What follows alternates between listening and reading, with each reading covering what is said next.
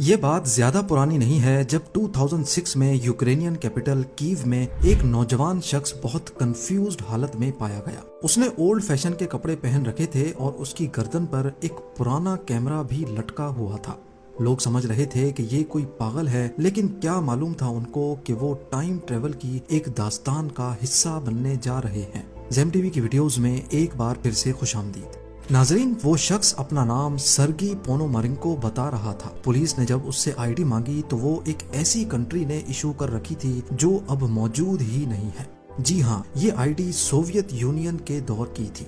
اب یہ بات تو آپ سب جانتے ہیں کہ یوکرین پہلے سوویت یونین کا حصہ ہوا کرتا تھا، اور جس دن یہ واقعہ پیش آیا سوویت یونین کو ٹوٹے 2 دہائیاں گزر چکی تھی۔ ایسا نہیں ہے کہ یوکرین پولیس نے اس سے پہلے سوویت یونین کی کوئی آئی ڈی دیکھی ہی نہیں تھی، پر یہ شخص دکھنے میں 20-25 سال کا لگ رہا تھا اور اس آئی ڈی پر اس کی ڈیٹ آف برتھ 1932 کی شو ہو رہی تھی۔ صرف ڈیٹ آف برتھ ہی نہیں بلکہ آئی ڈی پہ شو ہونے والی پکچر بھی اسی کی تھی۔ یہ سارا ماجرا پولیس کو ہضم نہیں ہوا۔ 1932 میں پیدا ہونے والا شخص 2006 میں 74 ایئرز کے بعد بھی 20-25 سال کا کیسے دکھ سکتا ہے؟ انہوں نے سرگی سے پوچھا کہ آج کون سی ڈیٹ ہے، تو اس نے تھوڑا سوچنے کے بعد جواب دیا 23 اپریل 1958۔ یہ وہ پوائنٹ تھا جب پولیس کو لگا کہ یہ شخص پکا کوئی پاگل ہے۔ وہ اس کو مینٹل ہاسپٹل لے گئے جہاں ڈاکٹر پابلو کٹریکوو نے اس کی مینٹل ہیلتھ کا جائزہ لیا۔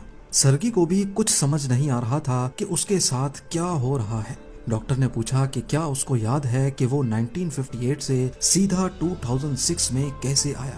اس نے بتایا کہ میں دن کے ٹائم پر سٹی واک پہ اچھے فوٹوگرافز لینے کے لیے نکلا تھا، تبھی میں نے آسمان پر ایک عجیب چیز کو اڑتے ہوئے دیکھا۔ ڈاکٹر نے پوچھا کہ وہ چیز کیسی دکھتی تھی، تو اس نے بتایا کہ میں ایکسپلین نہیں کر پا رہا، پر میں نے اپنے کیمرہ میں اس کی فوٹو کھینچی تھی۔ یہ بولتے ہوئے اس نے اپنا کیمرہ آگے کر دیا۔ یہ سن کر ڈاکٹر بہت حیران ہوئے، لیکن ان کی حیرانی مزید بڑھ گئی جب انہوں نے کیمرہ کو دیکھا، جو کہ ایک بہت پرانا یاشیما فلیکس کیمرہ تھا۔ اس کیمرہ کی کنڈیشن دیکھ کر ایسا نہیں لگ رہا تھا کہ یہ کوئی پرانا کیمرہ ہے۔ مسئلہ اس کیمرے میں سے فوٹو نکالنے کا تھا، کیونکہ اس میں جو رول ڈلتا تھا اس کو 1970s میں ہی ڈسکنٹینیو کر دیا گیا تھا۔ ایڈم پوائزنر نامی ایک ایکسپرٹ کو بلوایا گیا جس نے کیمرہ رول پہ لکھی ڈیٹ دیکھی تو معلوم پڑا کہ یہ 1956 میں مینوفیکچر کیا گیا تھا۔ اس نے فوٹوگرافز ڈیولپ کیے اور تبھی چیزیں اور زیادہ کنفیوز ہوتی گئیں۔ فوٹوگرافز میں کیو سٹی کی بہت پرانی پکچرز تھیں، گاڑیاں، بلڈنگز اور اسٹریٹ سائنز، سب کچھ 50s کے دور کا تھا، حتیٰ کہ